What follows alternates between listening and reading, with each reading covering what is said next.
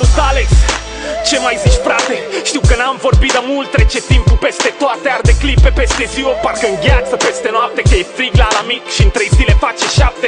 Și l-am dat la școală, măcar să învețe carte. Dimineața e nasoală când în față n-are lapte. Și nevastă mea-i pe boală, de căldură n-avem parte. Ne-au tăiat și de la gaze, avem credite restante.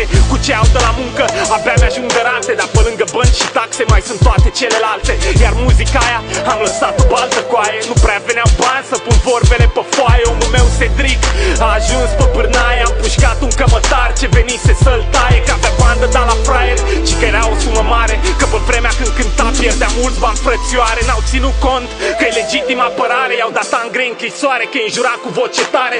Și omul meu Doc e fugit prin state. La casino nu prea a mers, acum combină de toate. Băi tot, tu ai grijă, muzica asta o să te groape. Că știu că ai talent, dar te văd că tragi pe coate așa.